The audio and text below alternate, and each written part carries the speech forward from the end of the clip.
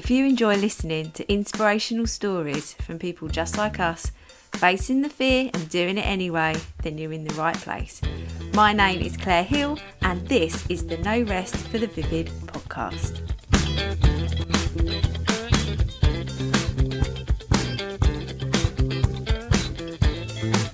Hello everyone, this is episode 10. I made it.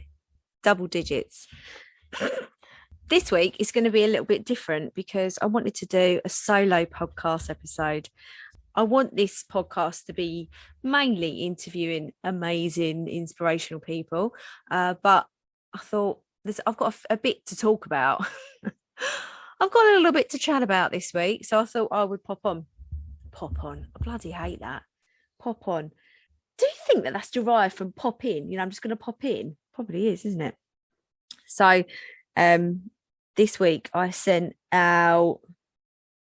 So this week I was talking to my friend Sally about different small business personalities. Well, actually, I say small business. It doesn't really, you don't have to own a small business. You could just have different personalities for different things anyway. So for me, I am Vid when I go out. So my nickname's Vid because it comes from my maiden name. And that's why the business, one of the businesses, is Vivid because of Vid. And I absolutely so when I go out, I embody this persona of confident, funny, you know, I like a little wine, like 1 or 2 glasses. I love Prosecco, actually, to be fair. I'm always the first on the dance floor. I'm always the last one on the dance floor. I'm the one that goes, shall we have the music a bit louder? I'm always up for a party. Absolute party girl. And that's one side of me because I don't want to party every single night. Probably there was a time in my life that I did, but I definitely don't want to do that anymore.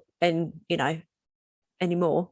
Funny though, one of my sisters, I remember her saying to me, you're never going to meet anybody going out like Vid. You're never going to meet your true love, like being like Vid, because you're too intimidating. And I remember thinking, oh, that's so rude. It's like, so rude. Of course I will.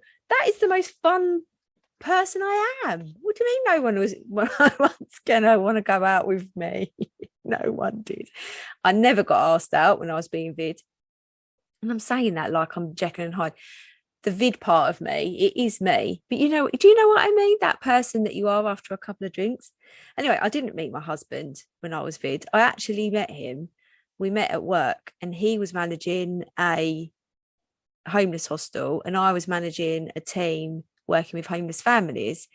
And we had to go to this big meeting about redundancies. And I remember exactly the day. It was a Tuesday. It was actually the 20th of March. Best week of my life, though. It was a Tuesday. Anyway, I had a limp.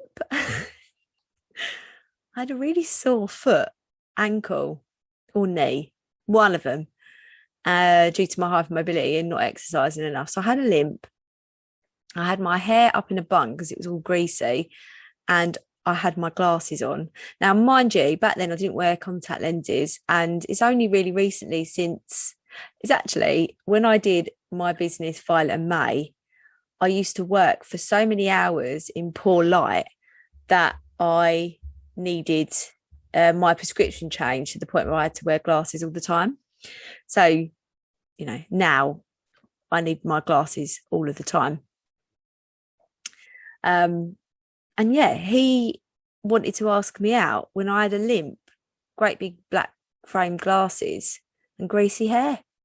And as my one of my sisters says, that was the true me. That was Claire. That was the Claire. So in Vivid Wire and the Claire Hill coaching, I have different personalities to how I show up in my stories. I have my CEO role, where I put a bit of lippy on. I don't usually wear glasses. I do my hair in the morning. And I feel like I need to put that outfit on to step into my work and think really strategically and analytically about the business, whether that is thinking of new income streams, forecasting, planning for the next few months, or it's just having meetings with people, especially when I do the podcast. I'm sort of CEO, Claire, when I do the podcast. I'm the face of the brand.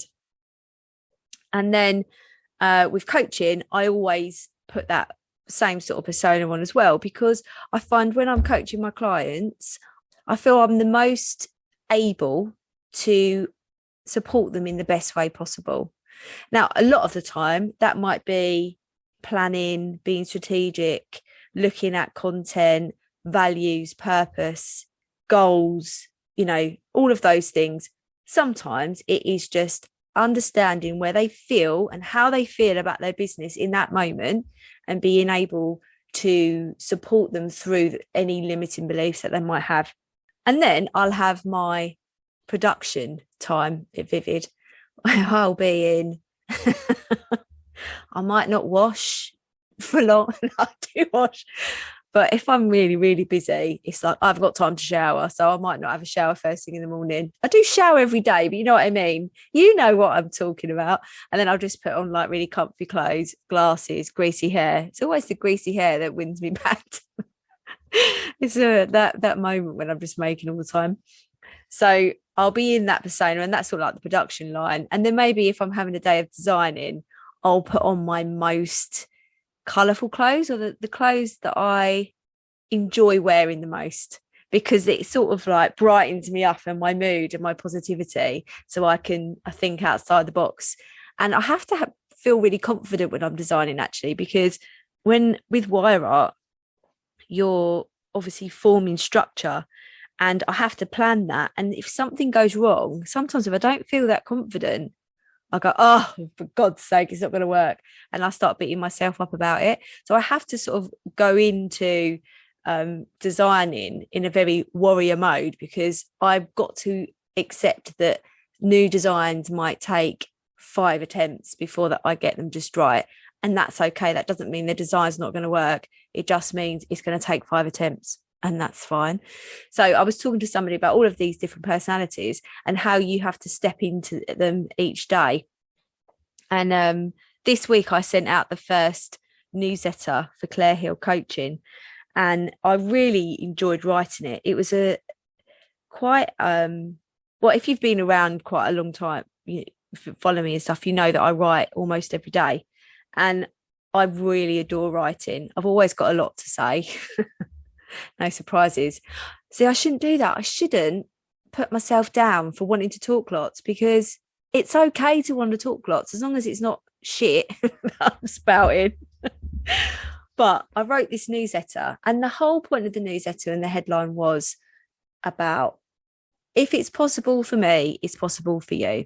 Now, we live in the Instagram world, usually social media, Facebook, constantly comparing ourselves to other people, or society may lead us to believe that we should compare ourselves to other people.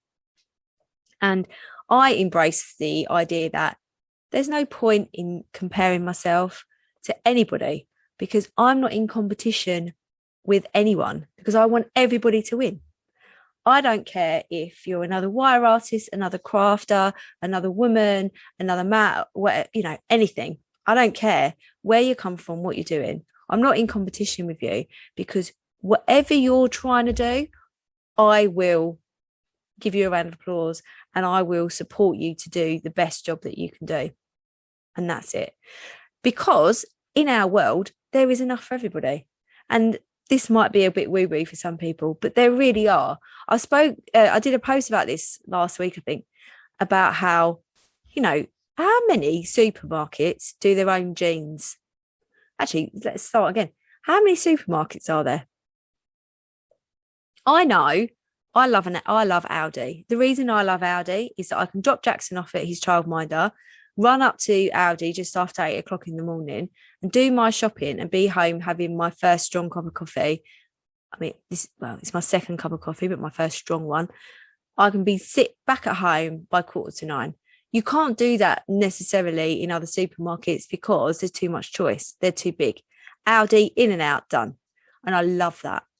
So in our local area, there's loads of supermarkets because it's serving loads of people. So of course, if there's loads of supermarkets, there can be lots of wire artists out there. That's absolutely fine.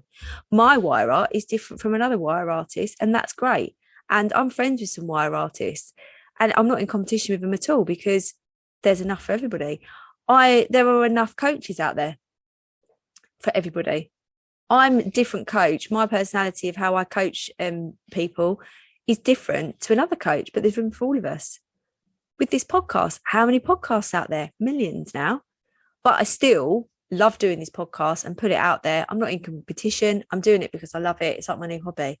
So it's moving away from that mindset that you are in competition with everybody. You're not. You just stay in your own lane, and be creative.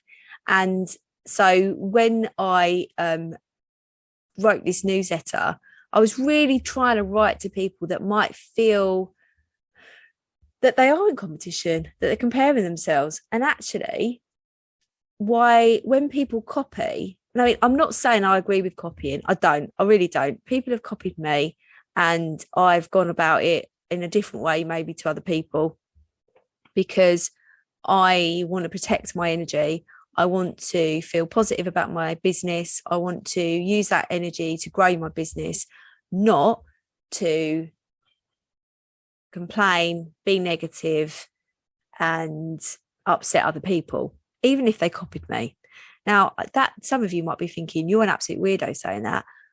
Actually saying that loud, I do feel a little bit like a weirdo, but my energy around this business, running my business, is more important than anything. Because I'm the machine that runs my business. If this machine goes down and I don't have the energy, then my family suffer. And that's more important than anything. So I protect my energy and I don't say anything. However, don't copy me. Don't copy me. Get your own ideas. And I know you copied me and you know you've copied me. So just stop. That's all I'm going to say. I'm not going to do anything else. Just don't copy me. So when I'm think about that, I think, well, maybe I'm an inspiration. And right at the beginning, which sounds so shit coming out of my mouth, I'm an inspiration. I can't say that about myself. I don't think I'm there yet in saying I'm an inspiration. But maybe I should actually. It was just a little bit of thought work right there. I have managed to leave a very good career in education that wasn't serving me, and grow my business to the point that I am able to do it full time. I love it. It's growing every day, and I'm taking on staff next year. Oh my God. That's just, the thought that to know that I'm at that point where I have people working for me, with me, which is the most appropriate thing. I don't know. But I'm going to be in that situation. It's really, really cool. So,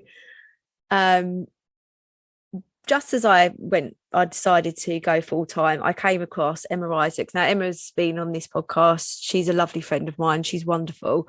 And she had Susie Moore on her podcast. And that podcast episode really transformed my way of thinking. I wrote down the quote that Susie said, and the quote was, "It's a generous place to be, to show what is possible. If it's possible for me, it's possible for you." And that really changed how I thought about it, because I was sitting in this belief that I can't run my own business. I'm Claire. Now, I didn't have the greatest childhood. I'm not going to wang on too much about it because that is in the past, but it has affected me in the way that I carry this persona that maybe I'm not good enough to run my own business. I'm not good enough to have success, especially if there's people, in the community that may not have much, and I know how that feels. What I'm changing that into now is, if I grow my business, I'm able to help people. I can help more people by being more successful and not holding on to those limited beliefs that might be holding me back.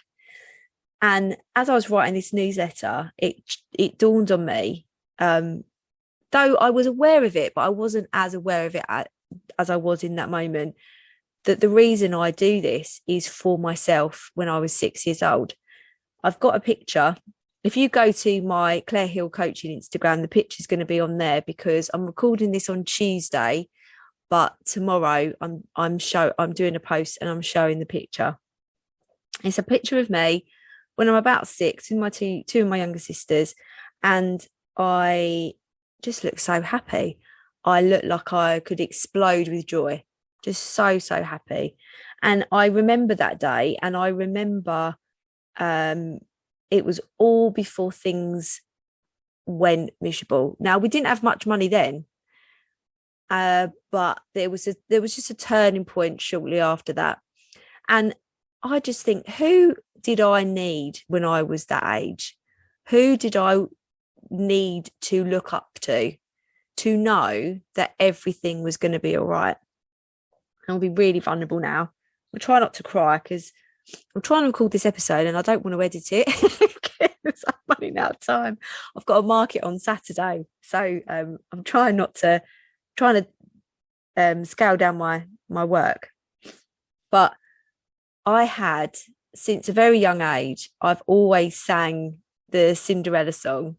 I'm not going to sing it, but I used to say to myself all the time, no matter how your heart is grieving, if you keep on believing, a dream that you wish will come true. Now, I used to say that to myself over and over again. And I can't believe how vulnerable I'm being right now. But I feel like some people are going to appreciate listening to this. If you do, by the way, can you let me know that I haven't been vulnerable for nothing? Because I'm going to have a huge vulnerability hangover after this. But I'm scared about sharing it, but I'm gonna do it. I'm going to share it because this podcast is all about facing the fear and doing it anyway, isn't it? So I used to say that line to myself over and over again. And I've got a card up in my office actually with a part of the song as a quote. And I just felt that if I believed in my heart that everything was going to be okay, if I worked hard and I held my dreams fast and I kept them close, and I just kept believing everything was going to be okay, it would be. Now, there were times in my life when that was really hard. Really, really hard to believe, when things had fallen apart. And they've fallen apart for me quite a few times over the years. I mean, I'm coming up for 37, and there's been some really dark times and some very bright times. And you got to, take the rough with the smooth. And as I say, this too shall pass. And I think that's quite important to remember, that when you are feeling at your absolute lowest, when you don't feel that there is any possibility of ever feeling better again, that you remember that you will feel better again. There's always a point where things pass, but it's also really important to recognize that for the good times. And I think when I'm having a really good day, or I'm having a moment with my family, and I just think, wow, my heart is really full, I take a moment to just soak it all in and be really grateful, because that will pass too. And usually it passes as soon as Jackson has a meltdown about not wanting a sausage or something like that. But when I was 6, and when I was younger, and all through those times, just keeping believing that everything is going to be okay. And with that, I created this warrior persona. And this goes back to what I was talking about at the beginning, your small business personalities, and being that warrior, and knowing that in the times when you're crying with your small business or your job, there are times for all of us. I've cried about Vivid quite a few times.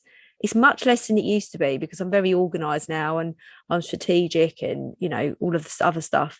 I do spend some CEO time on my business, and I'm now I've been coached. I'm part of a group of women that we all coach each other about our businesses, and I've invested really heavily in myself to grow my business. Not necessarily invested in my business in a way, I suppose I have, but invested in me, and that I was worthy of that investment to grow my business.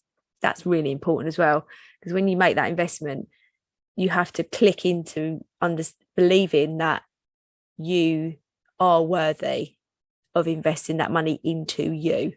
And that's a really important transformation if you're doing it.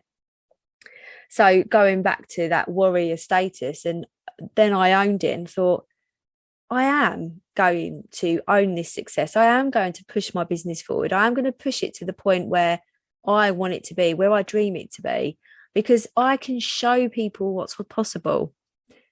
Now, saying that out loud again, it feels like I haven't got enough authority to say something like that, because that's my self-doubt. Because, you know, I've been feeling a bit rubbish today, actually. Feeling a little bit insecure, but pushing past it and not really wanting to be in CEO personality today for Vivid. I wanted to be production. I wanted to just sit and make all day, but I can't.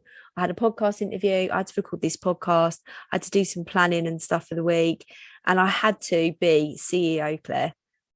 But it's my limiting belief, my beliefs, those negative thoughts. And I did a story earlier just to say, don't believe those negative thoughts, because they're fucking liars. They really are.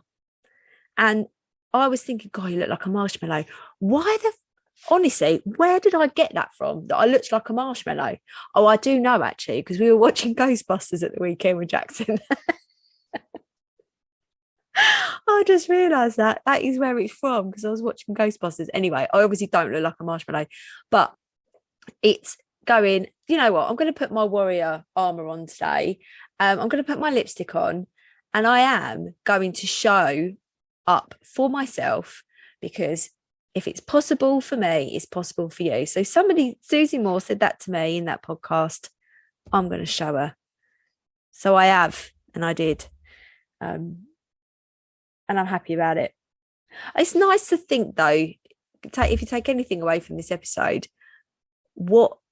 it's important to recognise what holds you back from achieving the things that you want to achieve.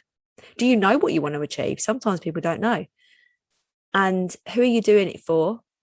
And I think if you find a place in your life and you work hard for that person, so for me, it's my 6-year-old self. If you work hard for that person, that part of you, you learn to understand that you are worthy of your success. And for anyone that starts a sentence by, if someone says to them, what do you do? And you start the sentence by, well, it's a bit rubbish, but, or not really people any know what I do, or any other crap negative thing at the beginning, stop and say to yourself, when someone asks you what you are, and if you run your own business, you say, I'm a CEO. The CEO of what? I'm a CEO of Vivid Wire. Boom. Also, I've started adding on, I'm a CEO of Vivid Wire. I'm also a coach. I've run another business, Claire Hill Coaching, and I'm the host of a podcast. I'm also an author. I'm writing a book. I'm also all of these other things that we step into those personalities. So let me know if you've got anything from that podcast. Now I'm going into the vulnerability hangover just as I'm finishing off, because I'm thinking, oh, what if that was a load of crap? You haven't got anything else? Well, I have got something else recorded, but I don't have time to edit it. This is the problem. But just to let you know that these episodes are running up to the 17th of December. And no, not the 17th of December, the 16th of December. And then I'm going to take a break over Christmas and come back on the 7th of, no, not the 7th, the 6th of January. There's a little break over Christmas. Yeah, I've got, there's more episodes to come. I hope you're loving it. If you did love this episode, please let me know. Leave a review or rate the podcast, because it does really help the podcast to grow. But it also makes me feel okay that making sure the episodes have got value to them. So I'm going to leave you with that. I hope you have a lovely week and hope you enjoy. And I feel really awkward. How do I end a podcast on my own? Just say bye to myself. Bye. Bye to you. I say bye to you guys. Bye, guys. No, you're not all guys. Bye, everyone. Thanks for listening. I do appreciate it. And remember to challenge those negative thoughts, because they're fucking liars. See you later. Thank you so much for listening to the No Rest for the Vivid podcast, written, produced and hosted by Claire Hill, and music has been composed by my brother, Phil Vidler.